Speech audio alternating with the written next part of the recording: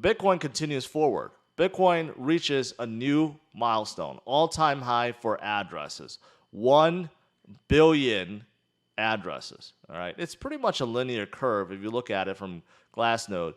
It's just a linear curve upwards. It never really deviates. Right now, granted, this does not mean 1 billion users. No way, no way. I would say every seasoned investor, every person that's been in this space for even a few months would probably at least have 3 to 5 addresses, right? Because there's a lot of wallets out there. So I would say conservatively, out of the 1 billion, you got to cut that maybe by 5, by 10, but still, it's a large number and it keeps going up. So it's very positive, especially now.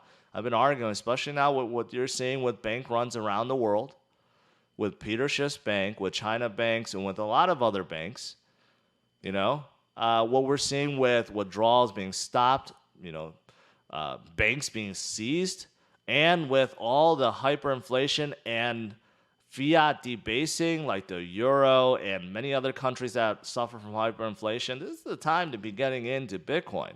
These are all the reasons why Bitcoin was created. So yeah, it makes sense that the addresses continue to keep going up and up and up, and you're going to see a lot more adoption in the future. And this is a friendly reminder that this is even though we're so early in an adoption curve, we're not very early in terms of BTC supply. All the at the very beginning, 2009, 10, 11, 12, right? You could have got a lot of Bitcoins for very cheap. Miners were making a killing. But with every halving event, it's been harder and harder and harder to get Bitcoin, especially with the price going up too, right? So even though global adoption is continuing, the supply is decreasing. So you do the math. Supply decreases, demand increases. What does that mean? That means price is going to do this over time, right? So don't think that you're just going to keep waiting because in another 30 years, right, there may be no more to accumulate. It'll be way too expensive to be accumulating in 30 years. That's why you got to buy things when they are low and cheap. What else is there? Of course, there's a couple of still metrics showing Bitcoin's oversoldness. Here's a Mayer multiple, which shows Bitcoin is as low as the 2018 low and even lower than the COVID 2020 low.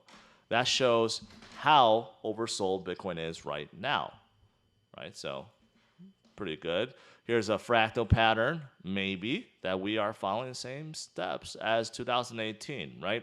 So bottom line, there's a lot of goodness, a lot of reasons to be in Bitcoin, which is why we all want to get in early and buy the dip.